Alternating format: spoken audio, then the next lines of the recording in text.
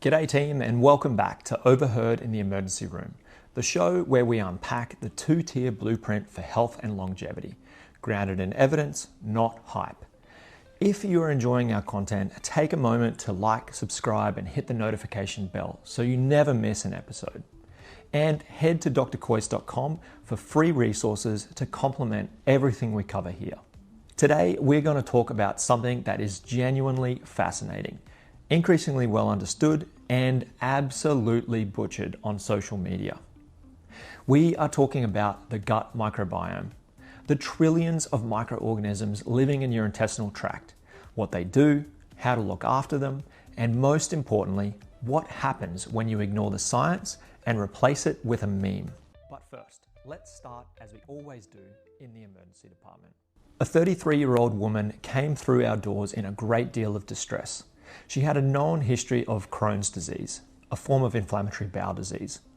She presented with profuse, watery and bloody diarrhea and diffuse abdominal pain. She was pale, tachycardic, and was clearly unwell. As I sat with her and took a history, she mentioned that she had recently started a carnivore diet after seeing it promoted heavily on social media. Influencers were calling it a way to reset the gut, reduce inflammation, and essentially cure autoimmune disease. She had a period of feeling great. Things seemed to settle. Then she stopped having bowel movements altogether, with the above symptoms and a flare of her Crohn's disease. She was eventually admitted to the hospital for intravenous corticosteroids to control the flare. She was subsequently discharged to the care of her gastroenterologist, where she was commenced on a biologic agent for the management of her inflammatory bowel disease. Now, I want to be really clear about what happened here, and we'll come back to this case throughout the episode, because it's an example of what happens when we replace evidence with vibes. Now, I want to be really clear about what happened here, and we'll come back to this case throughout the episode, because it's an example of what happens when we replace evidence with vibes. This episode isn't about blaming patients for trying things they see online. People are genuinely trying to get better, but it does highlight something really important. When it comes to the gut microbiome, there is an enormous gap between what science actually shows and what social media claims. Today, we are going to explore that gap. Let's get into it. Before we get into the science, let me frame today's episode with a simple observation. The gut microbiome might be one of the most hyped and simultaneously most misunderstood topics in modern health. And that's a problem because the science is genuinely remarkable. There is a huge and growing body of evidence linking the composition and function of our gut microbiota to metabolic health, immune function, mental health, and the prevention of chronic disease. But the discourse on this is noisy. You will hear claims that the gut microbiome can cure everything from anxiety to autoimmune disease. You will also hear that it doesn't matter at all, that fibre is useless and meat is all you need. Neither extreme is accurate, and today we are going to walk through the evidence clearly and calmly. Today we are going to cover the composition of the human gut microbiome, its role in human health, how we test it, and how to improve it through diet and lifestyle. And we're going to finish off, as we always do, with our misinformation myth-busting segment. Here we'll do a refresher on the prebunking toolkit that we introduced in the last episode. This time, we'll apply it to the carnivore diet and the claim that it resets the gut. Let's go. The human gastrointestinal tract is home to an extraordinarily complex community of microorganisms. Bacteria, archaea, viruses, fungi, and protozoa, collectively referred to as the gut microbiota. The genetic material of this community is called the gut microbiome. According to Rinninella and colleagues in their 2019 paper, the human gut harbors approximately 10 to the power of 3 microorganisms per milliliter of intestinal content, with the density increasing dramatically from the proximal to the distal gastrointestinal tract. The colon contains the most dense microbial community in the entire body. In terms of the type of bacteria, the gut is dominated by Firmicutes, including Lactobacillus, Clostridium, and Ruminococcus species, Bacteroidetes, including Bacteroides and Prevotella species, Actinobacteria, including Bifidobacterium species, proteobacteria, including E. coli species. Rinanella and team note that while there is substantial interpersonal variability, the Firmicutes and Bacteroidetes together account for approximately 90% of gut bacterial composition in healthy adults. So what determines this composition? Quite a lot, actually.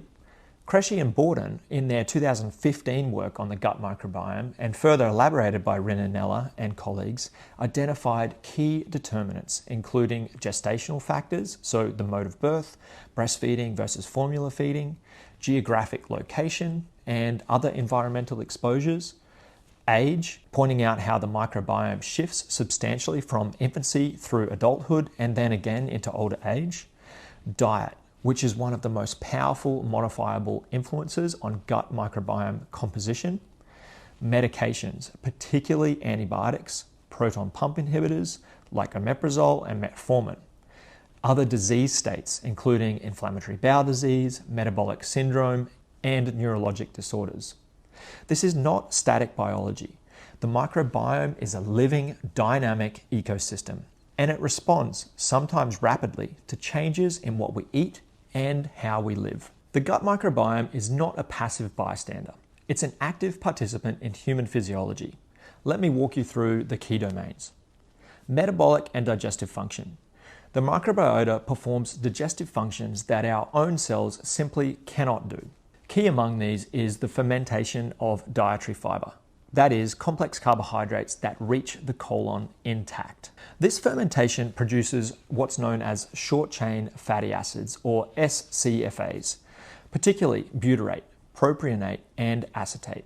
A paper in 2024 called The Influence of Foods and Nutrition on the Gut Microbiome and the Implications for Intestinal Health describe SCFAs as critical for providing energy for colonocytes, that's the cells lining the colon, maintaining a healthy gut barrier integrity, modulating immune responses, signaling satiety hormones, and influencing lipid and glucose metabolism.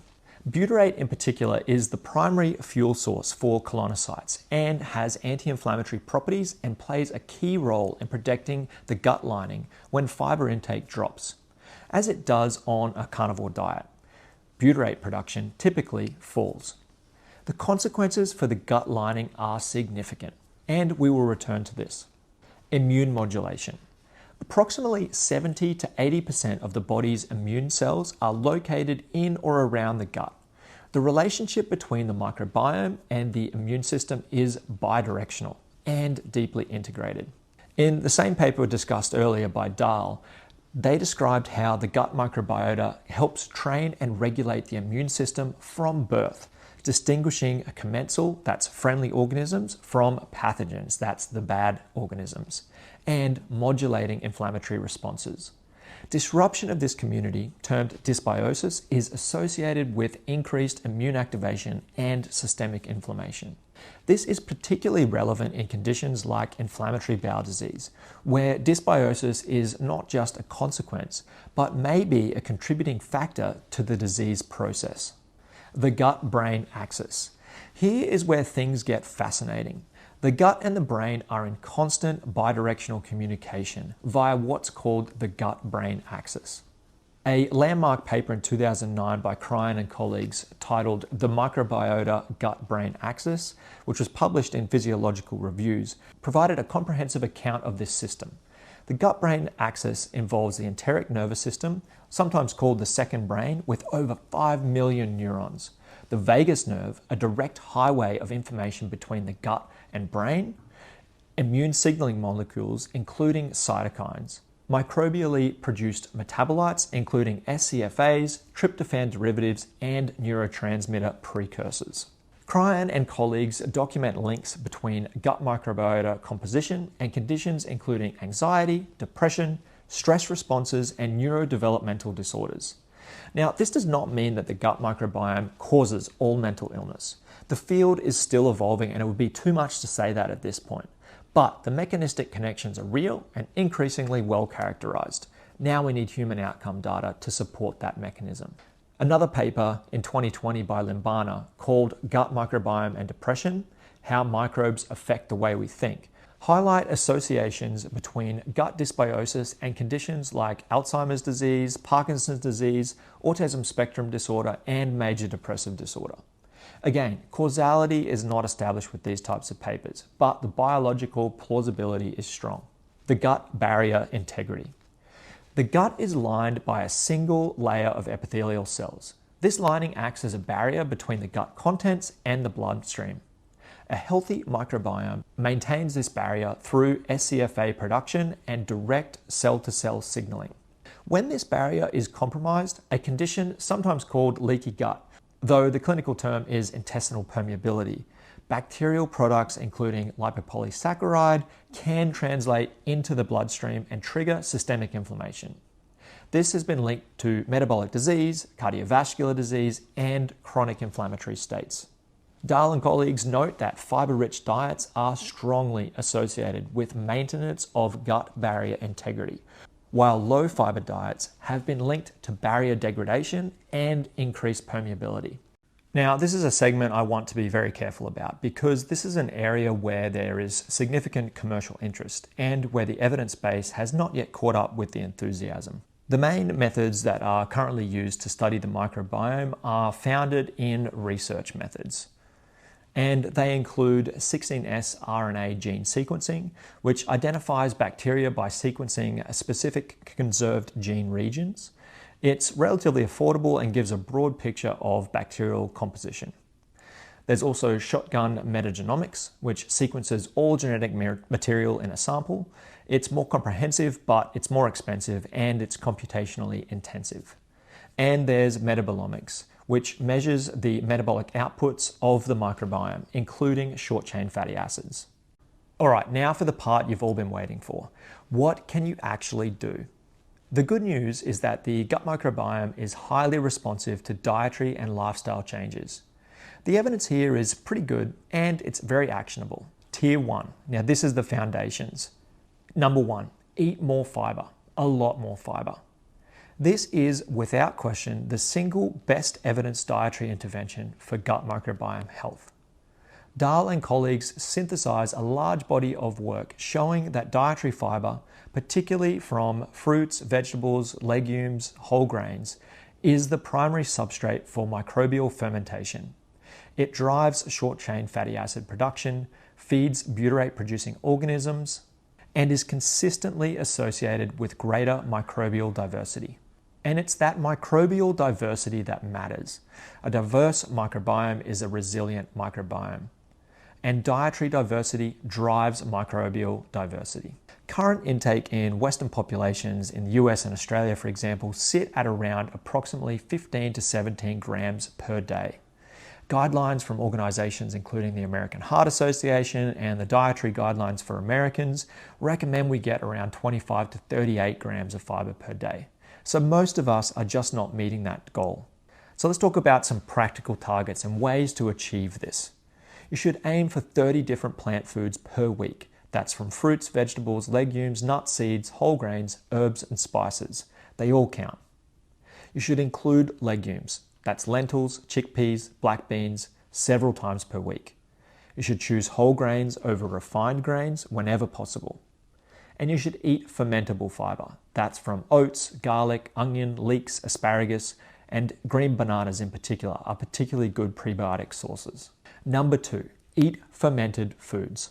A research group out of Stanford, headed up by Sonnenberg, showed that a high fermented food diet increased microbiome diversity and reduced inflammatory markers in a randomized trial. Fermented foods can include plain yogurt, that's those with live cultures, kefir, one of my favorites, kimchi, one of my not so favorites, sauerkraut, miso, and sometimes maligned tempeh. But it's really good when you learn how to cook it. Number 3, limit ultra-processed foods and added sugar. Highly processed foods are associated with reduced microbial diversity, pro-inflammatory species, and degradation of the gut barrier. Dahl and others note that artificial emulsifiers, commonly found in processed foods, have been shown to disrupt the mucus layer lining in the gut in experimental models. The bottom line is processed foods are generally devoid of fiber, so they remove the beneficial effects that those foods can have. Number 4, exercise. As with almost everything we discuss on this show, regular physical activity has a beneficial effect on the gut microbiome. Exercise appears to increase microbial diversity and increase the abundance of butyrate-producing organisms, independent of diet. The mechanism is not fully elucidated, but it likely involves reduced gut transit time, immune modulation, and alterations in bile acid metabolism. Number 5, sleep and stress management. Disrupted sleep and chronic stress alter gut motility, increase intestinal permeability, and are associated with dysbiosis. The gut-brain axis works in both directions. A stressed brain changes the gut environment, and a dysbiotic gut can worsen stress responses and mood. This is all Tier 1 material, the foundations we've been talking about in every episode so far. Tier 2, the upgrades. Probiotics. The evidence for this is condition-specific. Probiotics appear to be beneficial in certain contexts. Antibiotic-associated diarrhea, some IBS presentations, and C. diff prevention in high-risk patients. General probiotic supplementation in healthy individuals has a more limited evidence base. And if you're going to take a probiotic, just choose one with specific clinical trial evidence in the condition you are trying to address, not just a generic product. Prebiotic supplementation. Prebiotic fiber supplements include inulin, fructooligosaccharides, and galacto-oligosaccharides. Now, they can be useful if whole food intake is insufficient for any reason, but they are not a substitute for dietary diversity. A quick word on elimination diets for irritable bowel syndrome. There's such a thing as a low FODMAP diet. It should be used in supervision with a dietitian. It has some good evidence that it shows that it limits the symptoms of irritable bowel syndrome. This is diagnostic and symptom management tool. It's not a permanent dietary prescription. So if you ever think that you want to try a FODMAP diet, I strongly encourage that you work with a professional that can help guide you through that process. All right, let's bring it back to our toolkit. In the last episode, we talked through 5 different patterns of health misinformation. Overly simple solutions, appeal to nature fallacy, mechanisms without outcomes, supplement-centric business models, and anti-establishment framing. We said that if you can recognize these patterns before you encounter a specific claim, that's prebunking. You are not reacting to the misinformation, you're actually inoculating yourself against it. Today, let's apply that toolkit to one of the most prominent dietary claims circulating right now.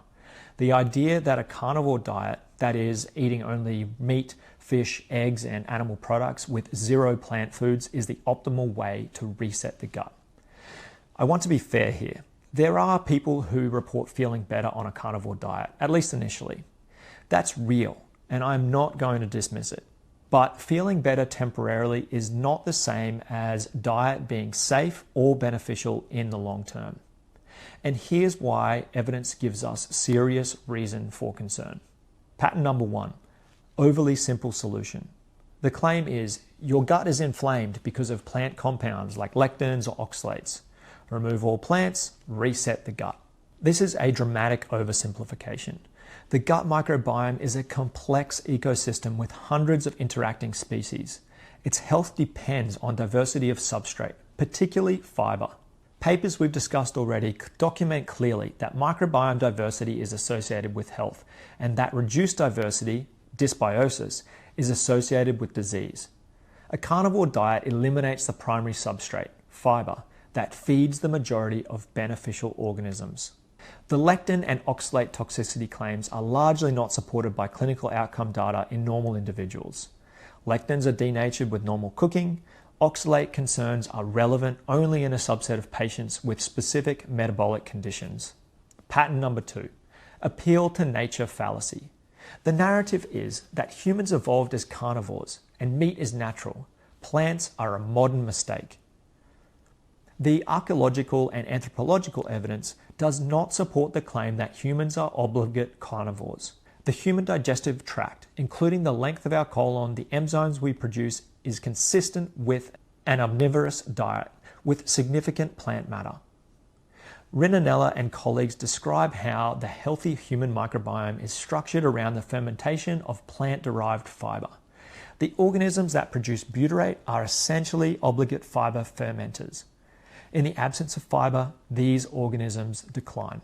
Remember that natural does not equal optimal, and the evolutionary argument for carnivore diets does not hold up to scrutiny. Pattern number 3, mechanisms without outcomes.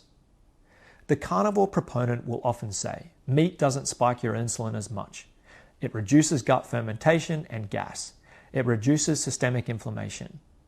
These are mechanistic claims, but I would ask, what are the long-term clinical outcomes?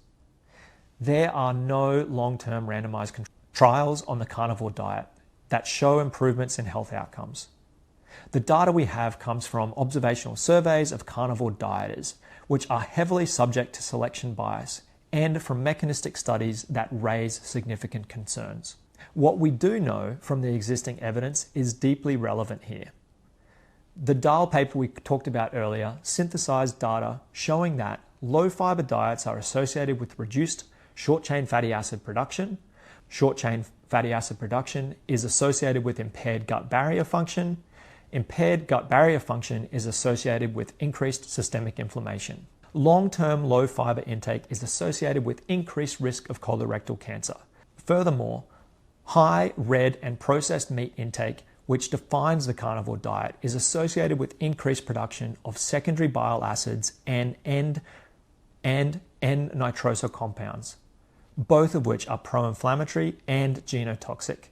This is the critical distinction. The carnivore diet has a plausible sounding mechanism for short-term symptom relief, but the longer-term biological trajectory, based on what we know about fiber, butyrate, gut barrier function, and colorectal cancer risk, is concerning. Let's go back to our case from the start of this episode. Our 33-year-old patient has Crohn's disease, a chronic inflammatory condition of the bowel with a known relationship to gut dysbiosis. She adopted a carnivore diet based on social media claims that it would reset her gut and reduce her inflammation. Initially, she felt better. There are a few possible explanations for this.